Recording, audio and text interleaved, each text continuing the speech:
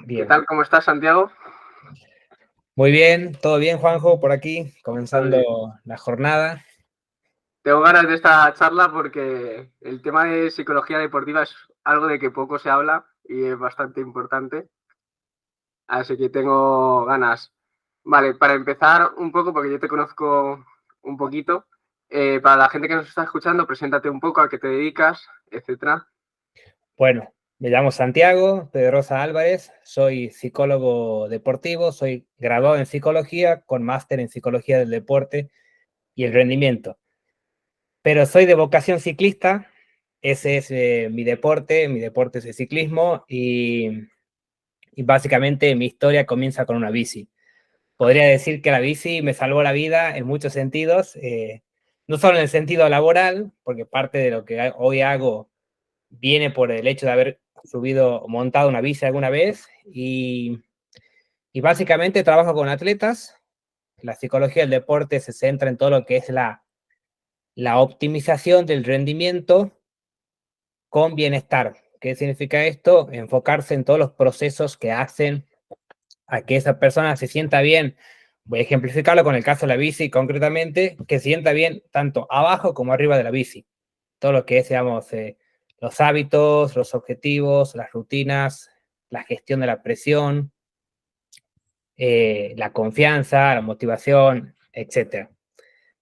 ¿Qué más te puedo contar de mi biografía? Nací en Argentina, soy argentino, abuelos de españoles por parte de mi madre, por eso tengo doble nacionalidad y básicamente vine a realizar el máster en psicología del deporte aquí en la Autónoma de Madrid y bueno, y ya me quedé aquí. Así que ahí viene mi cuestión más nómade, podemos decir. En cierta forma, eh, como que asumir esto, ¿no? De que uno, en mi caso, en mi historia familiar, vengo de gente que emigró a Argentina, pues bueno, ¿por qué no puedo hoy con las facilidades que da la tecnología y un montón de recursos, aprovecharlo y también esto, ¿no? Expandir el mundo en el que uno habita, por así decirlo de alguna forma. Y en mi caso, concretamente, siempre con la bici. Viajo con mi bici a todos lados, no solo es una herramienta de trabajo, podemos decir, sino que es, digamos, un cable a tierra, de alguna forma. Sí, además, pudiéndose dedicar a lo que te apasiona, al final es un lujo, digamos, y se hace mucho más ameno todo. Sí, ojo, yo ahí discrepo un poco, ¿no? Si me permitís. Yo no digo que es un lujo, yo creo que es una construcción. Poder vivir de lo que a uno le apasiona, le gusta, yo creo que es algo que está al alcance de todos en el sentido de construirlo. En definitiva, para mí son tres cosas básicas que hay que buscar: algo que te haga feliz, que genere valor en las personas con las que uno interacciona, sentir que lo que hace sirve y que sea rentable, porque sin dinero está bastante complicado vivir. Así que nada, un poco eso. Perdón que te corte, Juanjo, pero yo no lo veo como un lujo, sino como algo que todos lo podemos hacer, ¿no? Yo no soy ningún ser especial ni distinto, soy un promedio más, simplemente que le pone un poco de ganas a lo que le gusta y a lo que no, busca la forma de hacerlo. Me gusta que lo enfoques a lo que has dicho de conducción y llevándolo un poco al terreno de la psicología deportiva. Hay muchos deportistas que se resisten a ir al psicólogo o por lo menos no tienen conocimiento de que existe eso. Y o sea, me refiero a cuánto es lo aconsejable cada cierto tiempo, cuando ves que hay un problema, cuándo es recomendable ir a un psicólogo deportivo. Bien, situación ideal, si tú me planteas una situación ideal de libro, lo ideal sería comenzar con un trabajo en la pretemporada, así como un atleta se prepara físicamente para la temporada siguiente, se hace una preparación a nivel mental. Es importante esto de que como hay un entrenamiento físico, hay un entrenamiento mental, es decir, tareas para realizar, se van cumpliendo objetivos dentro de lo que es un programa de entrenamiento mental.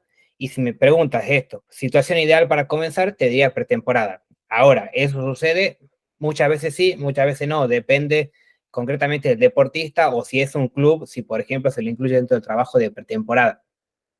Lo que no está bueno, y hay que decirlo, es el trabajo de bombero. ¿Qué es el trabajo de bombero? Esto es como que,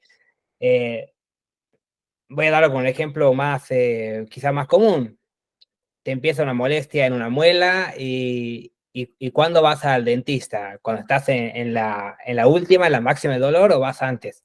Pues bien, lo mismo con el psicólogo deportivo. Se puede trabajar en una situación de mayor estrés en el sentido de decir, bueno, veo que tengo un problema, tengo una lesión, se lo puede trabajar perfectamente. Un deportista que se lesiona, se inicia un programa de recuperación de la lesión. Ahora, para no, digamos, no liarme con esto, cuando, cuando trabajar en toda la temporada es el momento ideal. ¿Con qué frecuencia? Habitualmente trabajamos semanal o cada 15 días. Más de eso cuesta que el atleta tenga su constancia. Porque dentro de esto, y esto es importante por ahí la diferencia con la psicología clínica, que es una cuestión que hay que como derribar el mito, porque habitualmente se asocia el psicólogo con una cuestión de que es para locos, para gente que está mal. Y el psicólogo deportivo no va de ninguna forma con esa idea, sino que va con esto, con la idea de buscar optimizar procesos de trabajo para que esa persona obtenga un mayor rendimiento. O sea, no solo en el ámbito deportivo, sino también se aplica, por ejemplo, en el ámbito de las oposiciones. El colega con el que yo trabajo, Álvaro, él está en el ámbito de oposiciones. También se trabaja con freelancers, con emprendedores. O sea que los ámbitos de rendimiento van mucho más allá de lo deportivo. No sé si te respondo a tu pregunta, Juanjo. Sí, totalmente.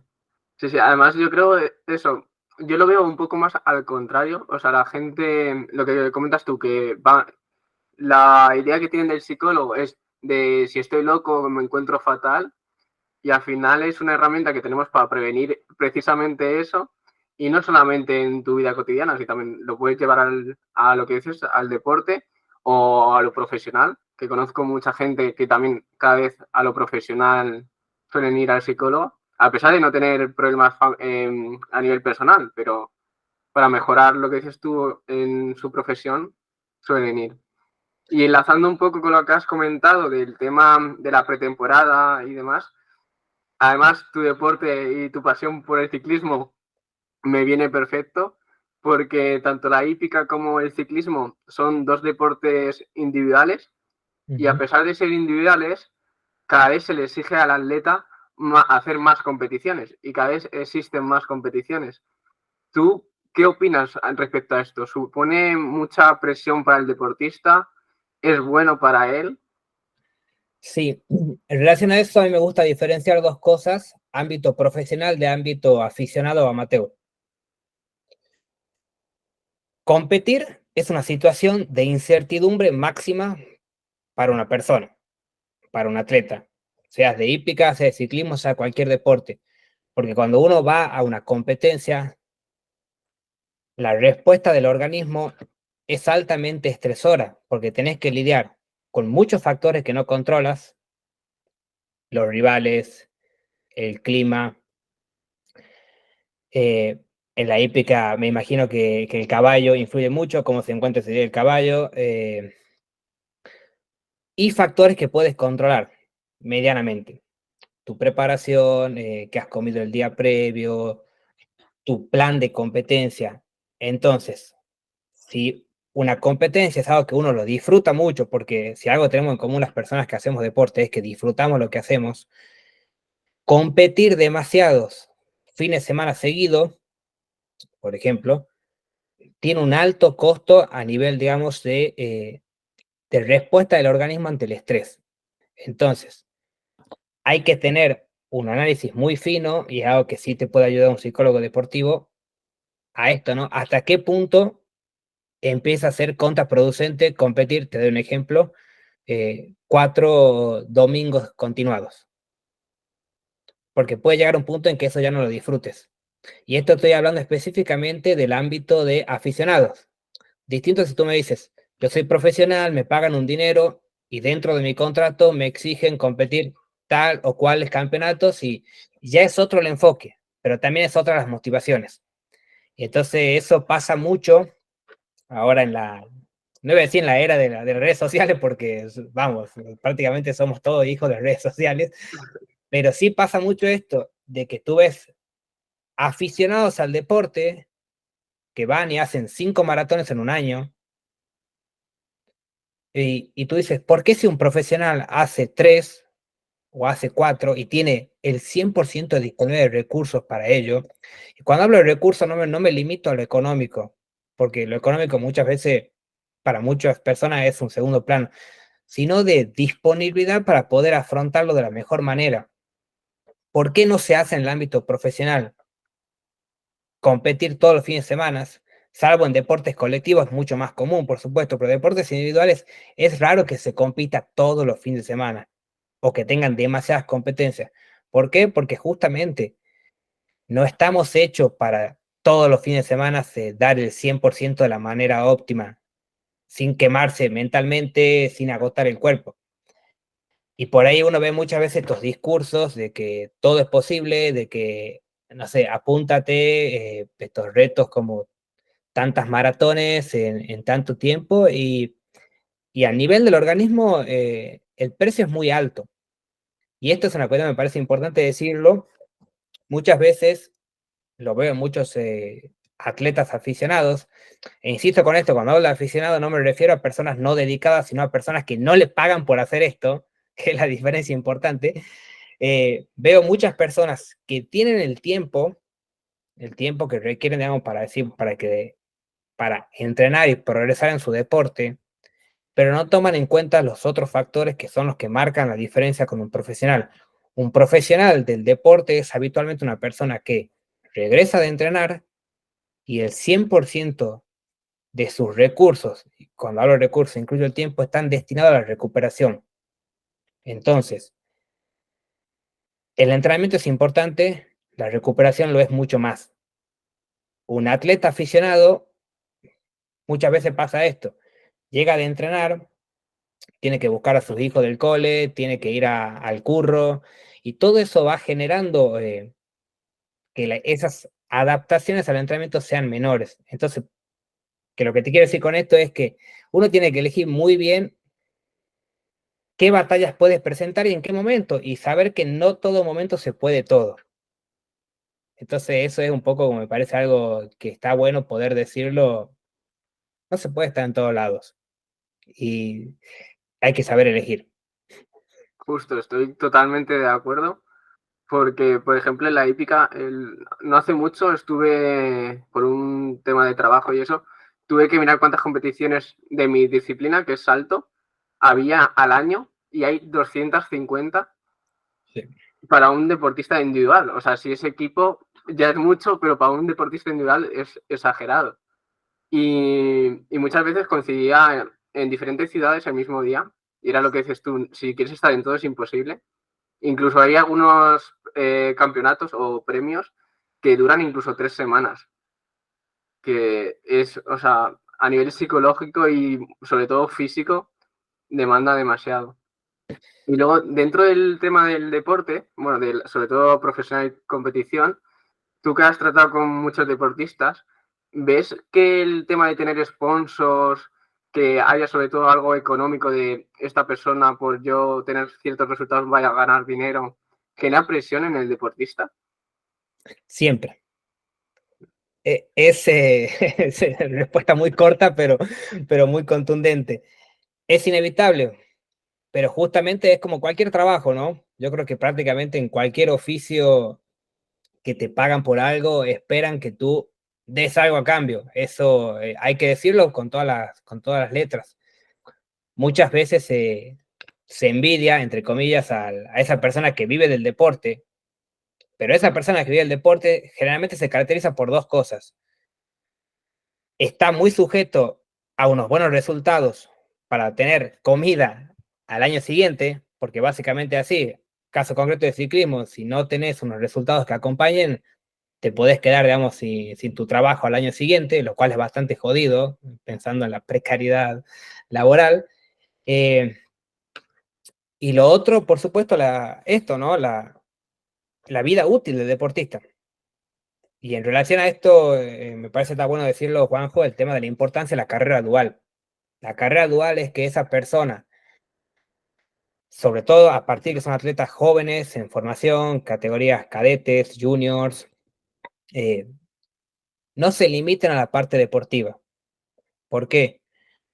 Te puedo hablar de un montón de estudios que muestran cómo atletas que desarrollan carrera dual tienen una mayor inteligencia y el deporte requiere mucha inteligencia, se requiere a nivel cognitivo bastante, pero sobre todo por una cuestión de no estar en un solo carril. ¿Se entiende? Es como que no podés apostar todo a una sola cosa porque no tenés garantía de que eso vaya a funcionar.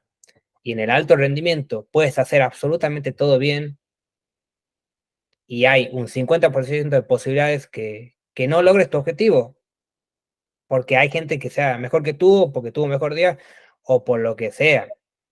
Entonces, son cosas que en el deporte también hay que decirlas y siempre tratar de incentivar que se haga carrera dual. No te estoy hablando de que tengas que estudiar, no sé, ingeniería aeronáutica mientras vas a caballo, ¿no?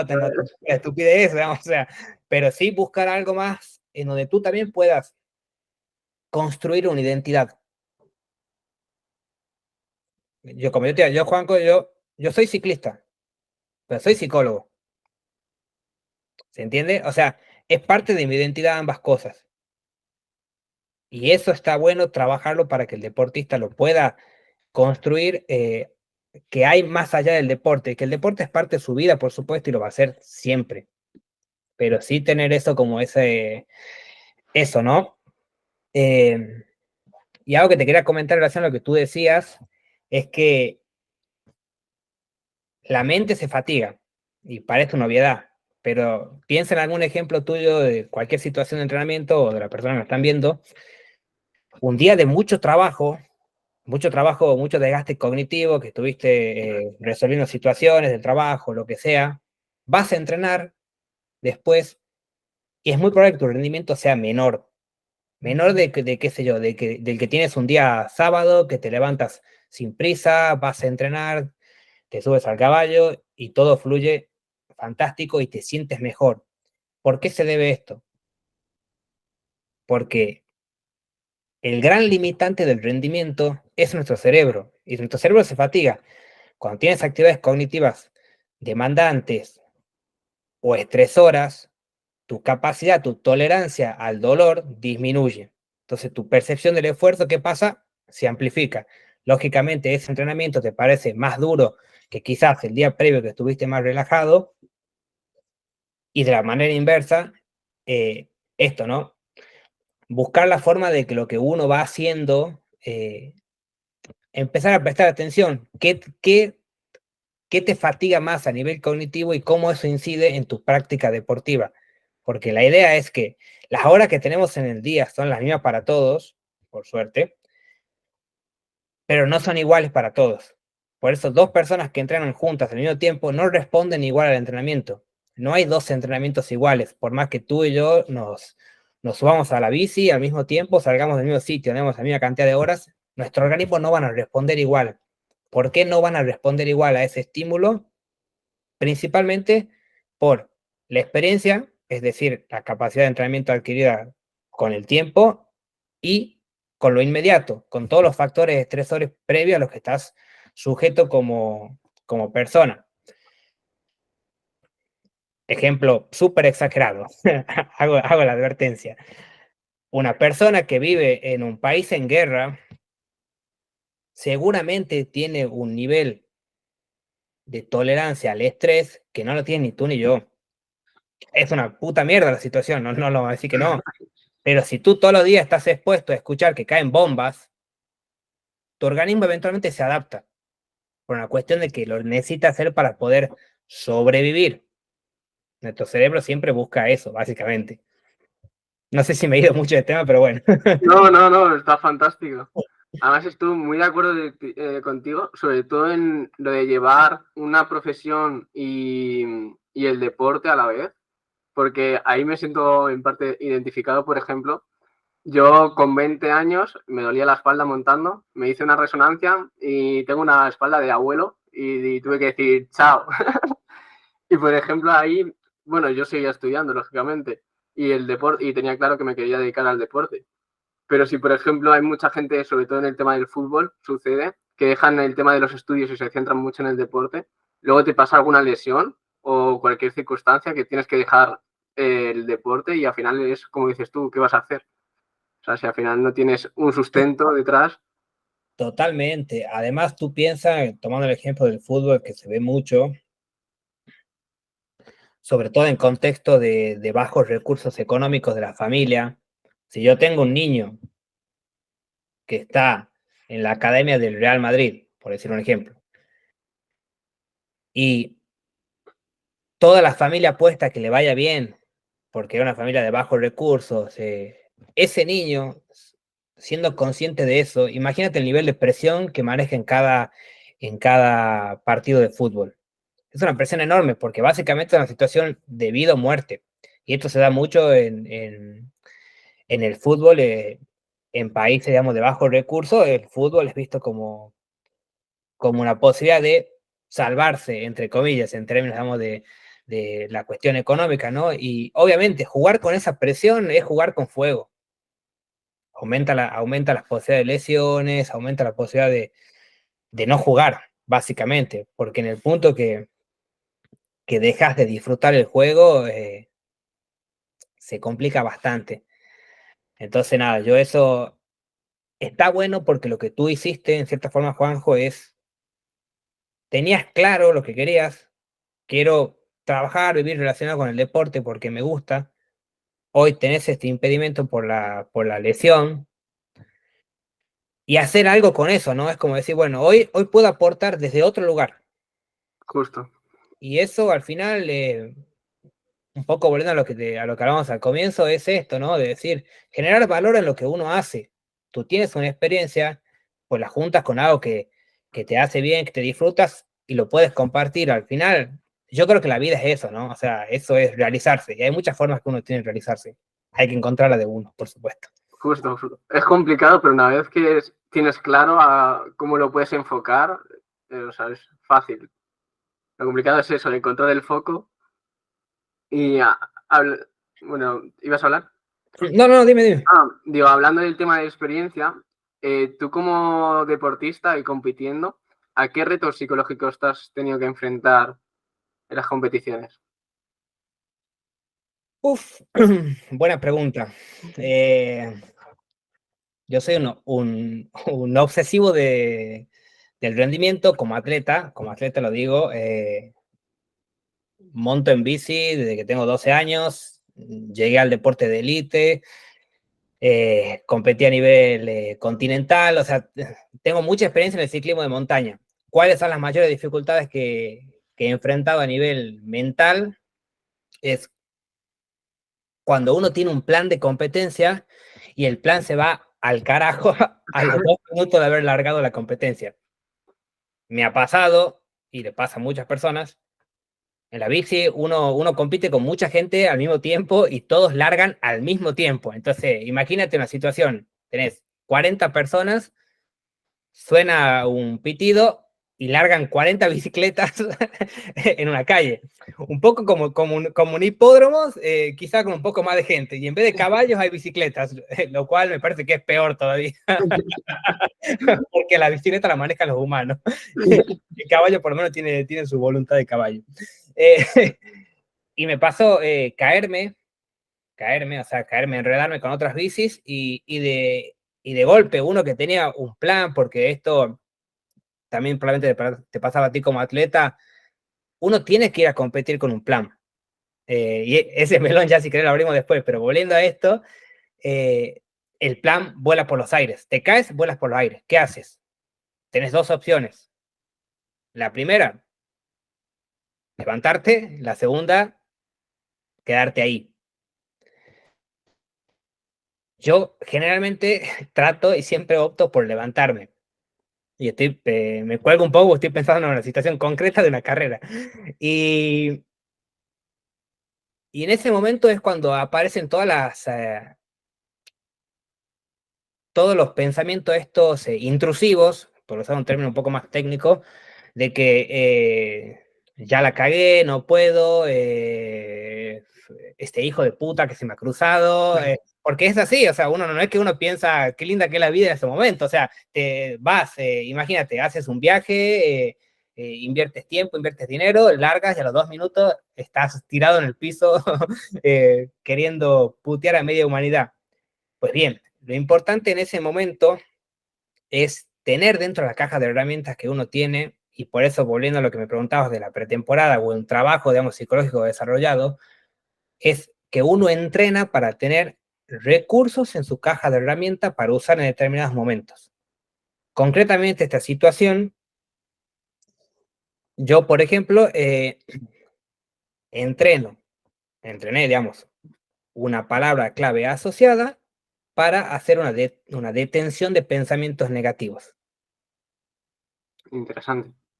Eso, que es básicamente una parada de pensamiento, uno la entrena, tiene que buscar una palabra, una frase o incluso un gesto. En muchos deportes se utilizan gestos. En la bici es un poco más difícil un gesto por la cuestión que vas agarrado al manillar.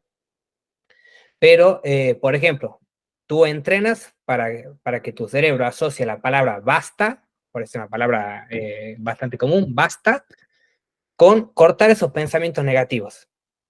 ¿Cómo se trabaja eso? Principalmente con repetición. ¿Qué significa esto? Cuando detectas, y por eso primero hay que hacerlo en entrenamientos, detectas que aparecen pensamientos intrusivos de carácter negativo, empiezas a implementar esta palabra, basta, basta, basta. Tu cerebro, por repetición, va a asociar que esa palabra funciona para detener esa catarata de mierda que te estás diciendo a ti mismo. Porque esto es importante, en la medida en la que no, en la medida que estás pensando cualquier cosa en la competencia, no estás. Y si no estás atento, no estás en el lugar que tienes que estar. Si tenés tiempo, si yo voy en un sendero en la bici, en la senda, y voy pensando, y esto pasa muchas veces en los consultantes, pensando en cualquier cosa, pensando qué van a cenar esa noche, pensando que han discutido con la pareja, cuando te vas mentalmente de la competencia, ya te has ido. No estás ahí. Y porque tenés tiempo de producir otros pensamientos, es que no estás en la carrera. Seguramente tú, Juanjo, si piensas en una situación de carrera en la que dices, qué bien que me sentía, te das cuenta de que ibas muy concentrado en la tarea. Es como que perdés esa noción del tiempo y realmente estás presente en el aquí y en el ahora. Entonces, dentro de esa caja de herramientas que uno trabaja con entrenamiento mental, es para tener recursos para tirar en esas situaciones. Para decir, me vuelvo a centrar, listo, me tomo un minuto en acomodarme mentalmente, ¿no? O sea, me he caído, puteo, todo, listo. Entrenás, ¿para qué? Por ejemplo, un minuto es mucho en el ciclismo. 20 segundos. Tenés tu ciclo computador, vas a controlar 20 segundos. 20 segundos de mierda. 20 segundos de putear todo. Después 20 segundos tenés que estar acomodado. Pero te tenés que acomodar. Eso, y esto siempre es importante decirlo, momento de entrenamiento, momento de cambiar y probar cosas. No solo, digamos, a nivel de estas técnicas, digamos, cognitivas, sino también a nivel de lo que es la nutrición, hidratación. O sea, uno en el entrenamiento tiene que probar lo que a uno le funciona, lo que no, para que en competencia uno lo pueda replicar. Volviendo a lo que hablamos antes, competir en una situación de incertidumbre y máximo estrés. Entonces, es más difícil implementar cambios cuando se está quemando las patatas en la olla. Entonces, esos cambios, implementarlos cuando estás cortando las patatas, estás tranquilo, estás entrenando, te estás preparando, para que ante las situaciones que van a suceder, porque en la competencia van a suceder situaciones de error propio, ajeno, es inevitable y no pasa absolutamente nada, porque ahí viene esto de la confianza. Tener un nivel óptimo de confianza, que la confianza es algo que también se entrena, por supuesto, con psicología del deporte, no es creer que no va a pasar nada negativo, sino tener la confianza suficiente que se dispone de los recursos necesarios para afrontar las situaciones que inevitablemente sucederán. Ve a ver cualquier partido de fútbol, de tenis, de lo que sea, errores comete hasta el mayor de los profesionales. No pasa absolutamente nada. no pasa absolutamente nada. ¿Qué es lo que marca la diferencia? Cuán rápido se reponen del error, y ahí influye el nivel óptimo de confianza que tiene ese deportista. Es, si no crees que sos capaz de alcanzar eso que te has propuesto, mejor no lo hagas. No sé si te responde Juanjo. Sí, sí, no, además le estoy dando yo vueltas porque yo no tenía herramientas psicológicas, pero sí, por ejemplo, una anécdota así curiosa, cuando competía en el calentamiento, si lo hacía fatal, luego ganaba o quedaba en buena posición, y sin embargo, si calentaba bien, no sé si sería por cuestión de ego, digo, oh, hoy me encuentro muy bien o qué, que luego me caía o me eliminaban, y era curioso verlo, ¿no? Entonces, cuando luego ya fui aprendiendo que si lo hacía bien tenía que estar pendiente de, oye, que la vas a cagar compitiendo, así que estate atento. Y es curioso la herramienta que has explicado de tener ahí un interruptor para pausar sobre todo los pensamientos, porque muchas veces si te caes en el calentamiento ya sales con miedo o con dudas a la competición e incluso es peor. Totalmente, y eso es importante, Juanjo. Quizá lo que te pasaba a ti era un exceso de activación, lo cual te deriva en un exceso de confianza. Hablo de como me contaba que salías, calentabas bien y cometías errores quizás evitables. Y en relación a eso es importante, yo lo veo mucho en ciclismo, hípica no conozco, ahí te pregunto a ti. En ciclismo es muy común, en el ámbito de los aficionados amateur, un calentamiento defectuoso. ¿Defectuoso en qué sentido? En que en ciclismo es muy habitual la prueba larga a las 10, las salidas a las 10 de la mañana, y a las 9:30, 9:40 están los ciclistas conversando, pedaleando uno a la par del otro, pero que no está mal, no está, o sea, acá no voy a hablar de que está bien o mal, voy a hablar concretamente de que el calentamiento ya es parte de la competencia. Tú piensas en un profesional y te vas a dar cuenta que en su entrada en calor está mentalmente en su mundo, y está en su mundo porque ahí tiene que estar. El momento que uno inicia el calentamiento físico, tiene que iniciar el calentamiento mental, que no pasa por algo fuera del otro mundo, sino pasa principalmente por esto: repasar tu plan de competencia, qué quieres lograr, cómo prevés que va a ser esa salida de la prueba, qué factores están bajo tu control, cuáles no. ¿Por qué? Porque tener un plan de acción de lo que se quiere conseguir da seguridad sobre lo que hay que hacer. Y esto me parece importante decirlo porque pasa mucho, es decir, si probablemente tú para esta reunión te has preparado en el sentido de, che, ¿qué es la psicología deportiva? ¿De qué carajo va esto? Ahora, si te preparas para la reunión de trabajo, en el sentido de preparar a la reunión, de decir, tomo mis notas, le estudio, ¿por qué no te vas a preparar para competir? Es bastante absurdo creer que únicamente el entrenamiento es parte de la preparación. Entonces, es importantísimo diseñar un plan de competencia, tener claro qué cosas son las que a ti te funcionan, qué no, para que cuando venga alguien a decirte, no, mira, este alimento es fantástico, es espectacular, y te lo venga a decir el día domingo que tú compites, te lo dice antes de la salida, tú le puedas decir perfectamente: fantástico, lo anoto, lo voy a probar en entrenamientos, pero hoy no voy a probar nada nuevo, porque yo sé que lo que a mí me funciona. Y siguiendo esta línea de cuando uno tiene seguridad de lo que quiere hacer, tu cerebro interpreta que te sientes con un nivel de confianza óptimo para poder afrontar eso que te dicen. Imagínate la situación, Juanjo.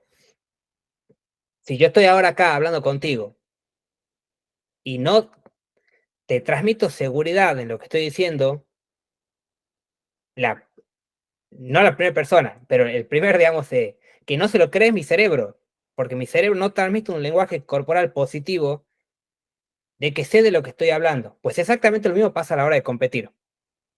Tu cerebro tiene que estar convencido de que está en condiciones de afrontar esos desafíos que tiene por delante, que no van a ser fáciles, porque competir nunca es una situación fácil, pero que sí te sentís preparado y en condiciones de hacerlo de la mejor manera posible. Entonces, recapitulando, la entrada en calor ya es parte de la competencia y hay que tomársela con mucha seriedad para hacerlo de la mejor manera. Se inicia el calentamiento físico, se inicia la entrada en calor mental, principalmente enfocada en esto, repasar el plan de competencia y buscar ese nivel óptimo de activación en el que uno se siente listo para dar lo mejor que tiene ese día. Interesante. La verdad, por ejemplo, a mí en el calentamiento, al final con los años vas aprendiendo, ¿no? A base de intento y error. Y algo que aprendía era que yo me tengo que subir al caballo, calentar rápido y ya salir a competir.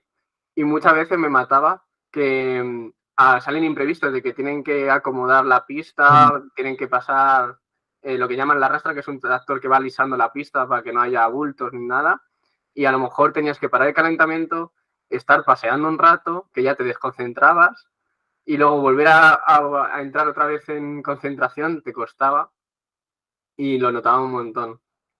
Y hablando de temas de problemas en la competición, hay, por lo menos, corrígeme si no, hay dos problemas que considero que son muy importantes en las que las personas deberían acudir al psicólogo deportivo. Hay una que no sé si es por miedo al psicólogo, que es el tema de cuando tienes una lesión, que a todos nos viene mal y cuesta afrontar eso. Y la segunda, que creo que es más al revés, es por llegar tarde al psicólogo, que es el burnout, que muchos empiezan, bueno, estoy cargado, voy a esperar una semana que seguro que se pasa y al final eso va haciendo una bola y cuando llegas al psicólogo es tarde. ¿Hay alguna manera o un paso a seguir que puedan hacer los deportistas o atletas para identificar ese tema? Bueno, la lesión está clara cuando se identifica, pero para identificarlo o cómo salir de ello. Lo importante en relación a la lesión, me parece, Juanjo, no es llegar a lesionarse. Entonces, me parece más importante hacer hincapié en el trabajo de prevención. Y el trabajo de prevención, y en ese aspecto yo creo que lo podemos hacer, digamos, extensivo en el caso del burnout. Hablo del trabajo de la gestión de las cargas, trabajar con un fisioterapeuta y sobre todo tener herramientas y aprender herramientas para interpretar mejor las señales que te manda el cuerpo. Y esto me parece importante decirlo, muchas veces somos un poco esclavos de los gadgets tecnológicos, el ciclo computador, el reloj, todo, y nos perdemos, digamos, de vista escuchar el propio cuerpo. Entonces, una lesión no comienza en el momento que te lesionas, salvo cosas muy puntuales. Estás jugando al fútbol, viene uno, te hace una entrada muy fuerte, es como muy claro, pero muchas lesiones se van como formando. No sé si se entiende en qué sentido lo digo. Sí. Entonces, un poco me parece eso importante. Al abordaje de la lesión, primero, una vez que ya está la lesión, digamos, instaurada, aceptarla porque hay que reconocer que lesionarse es parte del proceso deportivo, ¿no? Es una puta mierda lesionarse, pero pasa porque estás haciendo cosas. Y a partir de eso, se trabaja, digamos, conjuntamente, digamos, con lo que es el personal, digamos, médico encargado de la recuperación, y sí se realiza, y esto me parece que está bueno decirlo, en la parte de psicología deportiva, todo lo que es una visualización del proceso de recuperación y el regreso deportivo. Muchos estudios muestran cómo la imaginería, o sea, la práctica deportiva, a nivel mental, tu cerebro la interpreta como una práctica real, y eso ayuda no solo a que la recuperación sea más rápido, sino que facilita el regreso deportivo, que es lo que uno quiere. Porque una de las cuestiones que hay que trabajar es el miedo. Porque una persona que se lesiona, y esto yo creo que todo lo que nos pasa una lesión jodida, lo hemos vivido, puedes tener un estudio médico fantástico que te dice, estás saludable, estás recuperado, y sin embargo te subes a la bicicleta y pasa una situación o pasas por quizás el lugar que te caíste, y es muy difícil que no pienses por un momento que te puede pasar de nuevo. Totalmente. Y capaz que viene, insisto con eso, capaz que tenés todos los estudios que te dicen que estás fantástico, que estás incluso mejor, Mejora a nivel, digamos, de fuerza, de las articulaciones, de lo que estabas antes, que no te vas a volver a joder ahí. Y sin embargo pasa. Entonces, ¿de qué te sirve un psicólogo deportivo ahí? Para que esos mitos que uno va construyendo, todos tenemos nuestros mitos, eso es normal, no pasa nada, empezar a desmitificarlos con cosas concretas, acciones concretas, abordajes, por ejemplo, el caso de la bici, una caída muy fuerte, bueno, empezar un abordaje primero con entrenamiento de visualización, abordemos ese salto, cómo fue la caída, cómo lo podría hacer mejor, se lo practica y se va a hacer una aproximación para que esa situación sea cada vez más tolerable y lógicamente la lesión queda atrás. Yo creo que recuperarse es, no recuperarse, mejor dicho, lesionarse es parte de hacer cualquier actividad, como también lo es morir, es parte de vivir. O sea, es como que no hay que tenerle miedo a la lesión en el sentido de que son cosas que pasan. Sí, es un riesgo que debes de asumir ya de antemano. Totalmente, pero va a pasar en algún momento. Mayor o menor grado, todos nos lesionamos y no pasa absolutamente nada, sino cómo lo afrontas. Lo que sí está claro, por supuesto, es que un estrés prolongado retrasa la recuperación. Eso es inevitable. Y sí me parece esto que tratar de ver, digamos, la lesión eh, como una oportunidad, ¿no? Para desarrollar nuevas competencias y volver al juego, por así decirlo, de una manera más consistente y sólida. Totalmente. No sé si respondo a tu pregunta, Juanjo. Sí, sí, bastante bien. Y luego, ya que hemos hablado un poquito de identificar, Sí. ¿tú identificas en los casos que estás llevando o has llevado, hay un patrón común que le suceda a las personas para que los que nos están viendo digan, ah, pues me está pasando esto y esto y esto, a lo mejor debo de ir al psicólogo deportivo? Un patrón común. Muchas veces. No sé si lo hay, a lo mejor no lo hay. No, estoy pensando, es una buena pregunta. Te diría no voy a decir sintomatología, pero sí una situación común es la ansiedad en las competencias, previa y durante, que desemboca en conductas que sabes que no son producentes para tu rendimiento, pero igual las haces. Te doy un ejemplo concreto.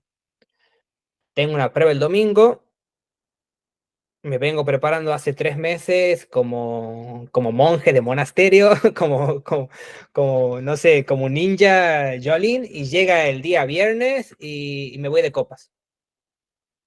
Pasa, ¿no? Pasa mucho en el ambiente de aficionados e incluso profesional. ¿Por qué? Probablemente no hubo una buena gestión del proceso que te lleva a la competencia, cómo se gestionó esa ansiedad, con qué recursos cuentas. Muchas veces veo situaciones así como que los atletas es casi inconsciente, es como que la jodes momentos antes del momento que no la tenés que joder, pero la jodes igual. Entonces, no llegar a esa situación, ¿de qué te sirve trabajar con un psicólogo? Es esto, traer la atención al presente y tener más recursos para identificar esas situaciones cuando acontecen y poder hacer algo. No hay crecimiento sin malestar. Y esto quizás suene poco ortodoxo o antipositivismo, pero cualquier cosa nueva que queremos incorporar a nuestra vida, y ahí incluyo esto, por ejemplo, un desafío, decir, bueno, quiero preparar la quebrantahuesos. Es un desafío, implica un malestar. Implica un malestar, ¿por qué? Porque nuestro cerebro siempre va a buscar conservar energía, evitar el dolor y buscar el placer. Esas tres cosas es lo que nos permitió llegar hoy a que estemos tú y yo sentados frente a frente en una computadora por una cuestión evolutiva. Entonces, querer incorporar algo nuevo en nuestras vidas, sea un desafío, sea emprender un proyecto nuevo, muchas veces pensamientos de este tipo de no puedo, no me siento capaz, responden a esta lógica, digamos, evolutiva de preservación que uno tiene natural. Entonces, trabajar con un psicólogo te va a permitir tener mejores herramientas para identificar esos momentos. Y el mismo hecho de tener un espacio, sea semanal o cada 15 días, de esto, de trabajo mental, es un momento donde uno como atleta y como persona, porque primero somos personas y después somos atletas, te pensás. Y entonces, como te pensás, lo que haces y tenés herramientas, podés pensar mejor. Y otra cuestión que también es bastante común en los deportistas es no poder parar o no poder parar a tiempo. Quizás te sorprenda, no conozco el ámbito de la hípica y te pregunto, pero en los deportes de resistencia, ciclismo, triatlón, maratón, pasa mucho que el deportista ve el día de descanso como la muerte, o sea, no le gusta descansar, no sabe parar.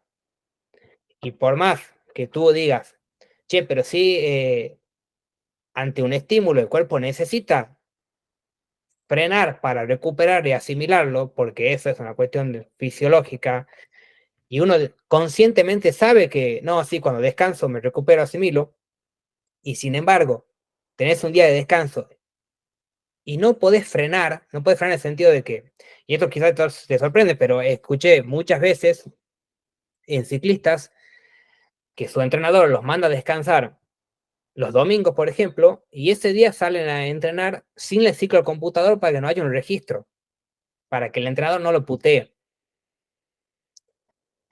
Que son, son cosas graciosas cuando uno las cuenta, pero cuando tú lo analizas desde el punto de vista conductual, vos decís, esa persona no encuentra satisfacción en otra cosa que no sea hacer esto. O no le encuentra lo suficiente o no lo está pudiendo ver en estos momentos. Y ahí terminás en esto, ¿no? En conductas por ahí muchas veces obsesivas, gente que se hace garrafadas de entrenamientos o competencias muy seguidas. Y esto es importante porque la idea de hacer deporte es que sea algo a largo plazo. Para mí, lo más satisfactorio que puede haber es, si yo de acá a 10 años me encuentro con una persona que trabajó conmigo, saber que sigue haciendo deporte. Es lo más importante. Ahora, si tú me dices, no, yo soy un profesional, listo, tengo mi carrera son, no sé, de los 23 a los 35 años, está fantástico. Es otra cosa, porque está clara la vida útil. Ahora, si tú me dices, yo quiero que esto sea parte de mi vida, porque me siento bien, estoy conforme con la imagen que tengo, que es otro melón que siempre hay, la percepción que uno tiene de su propio cuerpo, hacerlo a largo plazo. Entonces, ¿qué necesitas para hacerlo a largo plazo? Disfrutar el proceso, ese proceso de entrenar, de competir, de todo lo que implica, ¿no? Porque hacer deporte, yo creo que va mucho más allá de me monto un caballo o me pongo la zapatilla y salgo a andar. Va mucho más allá de eso, porque implica una serie de decisiones en la que te involucras. Tú cuando estás decidiendo, te doy un ejemplo, irte a la cama temprano porque hemos probado un protocolo para mejorar el sueño y simplemente yendo media hora o media hora antes a la cama estás durmiendo un promedio de 4 horas más a la semana y tu rendimiento ha mejorado, te sientes mejor, entonces, eso que haces en tu deporte, ¿es solo deporte? No, más bien salud, ¿no? Totalmente. Y la base del rendimiento es la salud. Y cuando digo salud, me refiero a salud física y mental. No es una cuestión que están separadas. Si te sentís bien arriba del caballo, hay que trabajar para que te sientas bien abajo del caballo, porque si no, te vas a sentir una puta mierda la mayor parte del tiempo del día. Porque si tú entrenas, voy a decir un promedio, de 10 horas a la semana, y la semana tiene 168 horas, prácticamente un 6% del tiempo te lo dedicas a entrenar. Entonces el 94% del restante estás una mierda, probablemente no. Y lo otro, Juanjo, que te quería decir, pensando en lo que tú me comentabas, no digas que no tienes técnicas, porque sí las tienes, sí las tienes. Quizás no las ves como técnicas o no las tienes tan sistematizadas. Y es algo que sí te puede ayudar un psicólogo deportivo para decir, mira, Juanjo, esto que haces está perfecto, lo podemos mejorar con esto, lo podemos sistematizar, lo podemos probar, pero nunca digas que no tengas recursos porque los tienes. Todas las personas que hacemos cosas, los tenemos. Simplemente por ahí nos falta esa cuestión de un poco más de sistematización. Pero de que los recursos están, están. Y el saber que tú tienes práctico de tu experiencia, de tu contacto con el deporte, vale muchísimo. Sí, totalmente de acuerdo. O sea, sobre todo el tema de, por ejemplo, en la hípica se viaja mucho, se compite viernes, sábado, domingo, aprovechas lunes, martes para viajar, porque a lo mejor este fin de semana estás en Madrid, el siguiente tienes que estar en Barcelona y el siguiente en Valencia, para hacerte una idea. O sea, estás constantemente viajando solamente en España, los que son internacionales ya de país a mi país ya ni te cuento. Y al final, bueno, los internacionales prácticamente entrenan compitiendo y lo que veo un error común y al final es el objetivo que con este proyecto que estoy intentando llevar es hacer consciente a los jinetes y a las amazonas lo que comentabas tú, no solamente hacer ejercicio de tu deporte, sino también combinarlo con otro tipo de ejercicio, porque un error común que estoy viendo es que se sobrecarga el caballo. Por ejemplo, el caballo también es un atleta al final. Igual que a ti te cansa los 3 días que compites, el caballo lo mismo. Y el patrón común que sigue la gente es, vale, pues el lunes, que no se suele hacer nada en la hípica, es como descanso. El lunes no se hace nada, pero el martes o el miércoles vuelvo a entrenar y ya lo enlazo con el viernes, sábado y domingo que compito. Y al final el caballo se va acumulando mucho desgaste y se van lesionando. Cuando a lo mejor se podría combinar, que es mi idea, el deporte debajo del caballo, o sea, por tu cuenta para mantenerte en forma y luego que tu rendimiento encima del caballo sea el justo y necesario para rendir bien. Ya sea para a ti darte menos, bueno, al atleta menos trabajo a nivel físico y también al caballo. Y al final es, como comentas tú, el objetivo es que la vida útil de los dos sea lo el máximo posible. Totalmente. Y es cuidarse y cuidar, en este caso, al caballo también. Yo Justo. creo que es fundamental eso. Me parece muy interesante, la verdad. No conocía de hípica y sinceramente escuchándote, Juanjo, es complejo porque son dos seres vivos y quizás, ahí corrígeme, es más fácil saber cuando está cansado el ser humano, pero el caballo, ¿cuándo lo sabes?